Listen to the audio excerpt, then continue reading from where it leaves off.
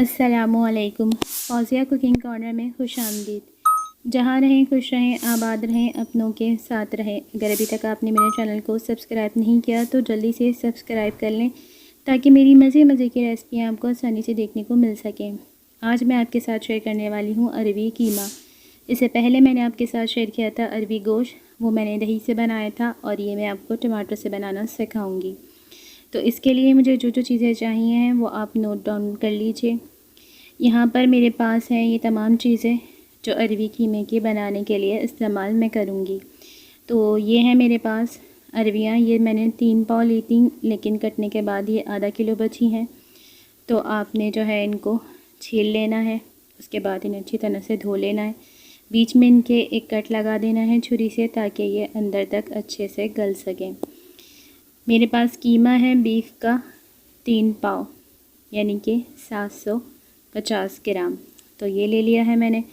और ये मसाला जात हैं जिनमें पिसी लाल मिर्च 2 टेबल स्पून है, 1 टेबल स्पून नमक है, 1 टीस्पून हल्दी और 1 टेबल स्पून ये मेरे पास पिसा धनिया है। तो ये मसाले जाएंगे इसमें सारे। और उसके बाद ये 3 से 4 हरी मिर्चें हैं, 1 से 2 टेबल स्पून अदरक को इस तरह से काट लीजिएगा और एक ये बड़ी प्याज है जिसे हम शुरू में फ्राई करेंगे। 3 टेबल स्पून मेरे पास लहसुन अदरक का पेस्ट और 1 पाव ये टमाटर हैं जो मैंने काट लिए हैं। तो अब बनाना स्टार्ट करते हैं हम। 4 कप की मैंने ऑयल ले लिया है और इसमें जो है मैं सबसे पहले प्याज डाल के उसको फ्राई करूँगी। अच्छी तरह से इसको चलाएंगे ताकि ये अच्छी सी लाल हो जाए और जले ना। तो जब हमारे पास प्याज फ्राई हो जाएगी तो फिर हम उसमें लहसुन अदरक के पेस्ट को शामिल करेंगे। उसके बाद इसकी अच्छे से भुनाई करेंगे। जब शोरबे वाला हम बनाते हैं तो हम प्याज बाहर निकाल लेते हैं, उसको पीस के डालते हैं, मगर चूँकि ये भुना हुआ बन रहा है तो प्याज के बाद हमने लहसुन डाल के अब ये कीमा डाल देंगे इसमें, जो कि मेरे पास था 3 पाव 750 ग्राम। उसके बाद अच्छे से इसको भूनेंगे। इसके लिए मैं इसको ढक के रख रही हूँ। तकरीबन 10 मिनट लगेंगे तो कीमा जो है वो अच्छे से भुन जाएगा। 10 मिनट हो चुके हैं तो ये देखें आप, कीमा जो है वो भुन चुका है। इसको हम चलाएंगे अच्छी तरह से। तेल ऊपर इसका आ गया है तो हम देख लेंगे कि पानी तो नहीं है। तो ये देखें, अभी क्योंकि मसाला जात नहीं डले हैं तो वो तेल उस तरह से पता नहीं लगता, बट ये अच्छे से भुन चुका है। तो ये बारीक कीमा है इसलिए इसको मैंने 10 मिनट भूना है। मसाले ये मैं सारे डालूँगी, इसको भूनूँगी और टमाटर डाल के भूनूँगी और साथ ही फिर मैं अरबियाँ डाल दूँगी क्योंकि ये बारीक कीमा है। अगर ये मोटा कीमा होता तो फिर हम तकरीबन 1 घंटे जो है वो गोश्त की भुनाई करते, उसके बाद फिर हमने अरबियाँ डालनी थी। मगर ये बारीक कीमा है तो देखें मैंने मसालों को अच्छी तरह से भून लिया है और तेल ऊपर आ गया है। मसाले भूनने के बाद ये कटे हुए टमाटर डालेंगे हम और इसको भी थोड़ा सॉफ्ट होने तक भूनेंगे, चलाएंगे। टमाटरों का कलर देखेंगे कितना ज़बरदस्त है, मज़ेदार। तो ये देखें टमाटर सॉफ्ट हो गए।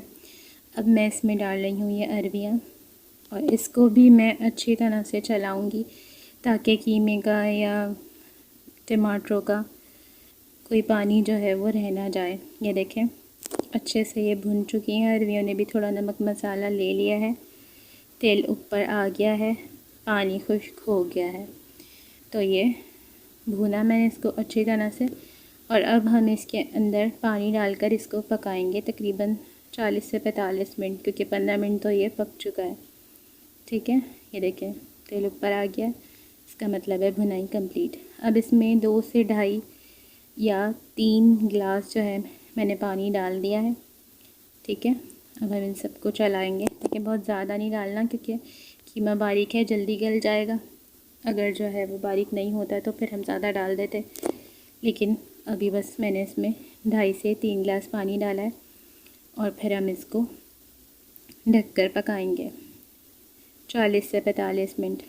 तो मैं आपको दिखाना चाह रही हूँ कि इस तरह से पकना चाहिए, बबल्स आ रहे हो ایسے نہیں کہ بہت کم چولہا کر دیں، تو پھر ہوتا یہ ہے کہ سبزی یا قیمہ وغیرہ وہ گل جاتا ہے اور پانی اتنا کھڑا رہ جاتا ہے، پھر اسے خشک کرنا اتنا آسان نہیں ہوتا۔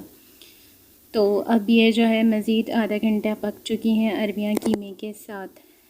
تو اب دیکھیں تھوڑا تھوڑا پانی خشک بھی ہو چکا ہے اور تھوڑا سا باقی ہے۔ تو مزید اب میں اس کو 20 منٹ کے لیے پکاؤں گی، لیکن میں نے اس کو کھولا اس لیے کہ مجھے اس میں یہ ادرک اور ہری مرچیں ڈالنی تھیں۔ اس کو ہری مرچی اور ادرک ڈالنے کے بعد میں بہت زیادہ نہیں پکاؤں گی، بس 15 سے 20 منٹ، اور پھر یہ تیار ہو جائے گا۔ پھر ہم اس کے اوپر سے ہرا دھنیا گارنش کریں گے۔ تو یہ ہو چکے ہیں 45 منٹ پورے، لگ بھگ 1 گھنٹہ، پچھلا اور اگلا سارا ٹائم ملا کے۔ تو یہ دیکھیں کتنا مزیدار بھن چکا ہے، اس کی شکل چیک کر لیں آپ، کتنی حسین ہوتی جا رہی ہے اور تیل اوپر آ گیا ہے، ٹھیک ہے۔ یہ دیکھیں ہلکا سا اس میں پانی ہے، اس کو میں بھی چلا چلا کے بھون دیتی ہوں، فکر کی تو کوئی بات ہی نہیں ہے، ٹھیک ہے۔ بھنائی کا صحیح آپ مطمئن ہو جائیں کہ ہو گئی ہے، تو پھر ہرا دھنیا اوپر سے گارنش کر دیں گے۔ تو یہ لذیذ عربی قیمہ ہمارے پاس ریڈی ہو چکا ہے۔ تو ہم اس کو اب ڈش آؤٹ کریں گے۔ ہرا دھنیا ڈال کے تھوڑا مکس کر دیں، اور پھر جب ہم اسے ڈش آؤٹ کریں گے تو تب بھی ڈالیں گے۔ ان چیزوں میں جیسے کہ شوربے والے سالن یا اس طریقے قیمے، ہرا دھنیا اس میں بہت اچھا لگتا ہے۔ تو عربیاں چیک کر لیتے ہیں، ویسے تو گل چکی ہیں میرے حساب سے، اب آپ دیکھ لیں۔ یہ دیکھیں تقریباً ٹوٹل اس کا ٹائم نا قیمے سے لے کے اب تک 1 گھنٹہ ہے، اس سے زیادہ میں نے اس کو نہیں پکایا۔ اور آپ دیکھیں کتنی سافٹ یمی یمی سی عربیاں گل گئی ہیں، لیکن عربیاں کبھی کبھی دھوکہ دے جاتی ہیں، تو آپ ان کو چیک ضرور کریں، کیونکہ کبھی جڑیلی آ جاتی ہیں یا موسم کی نہیں ہوتی، تو پھر وہ سب نکال کے پھینک دیتے ہیں، وہ بہت عجیب سا لگ رہا ہوتا ہے۔ تو اس چیز کو آپ ذرا دھیان رکھیں۔ تو یہ مزیدار سا عربی قیمہ تیار ہو چکا ہے، اب آپ اس کو کھائیں، انجوائے کریں، اور مجھے کمنٹ میں ضرور بتائیے گا کہ آپ کو کیسا لگا۔ اس کو تندور کی روٹی کے ساتھ کھائیں تو مزہ اس کا دوبالا ہو جاتا ہے۔ تو میں ملوں گی آپ سے اب نیکسٹ کسی مزیدار سے میری ریسپی کے ساتھ، تب تک کے لیے مجھے اجازت دیجیے گا، اپنا خیال رکھیے گا اور مجھے دعاؤں میں ضرور یاد رکھیے گا۔ تب تک کے لیے اللہ حافظ۔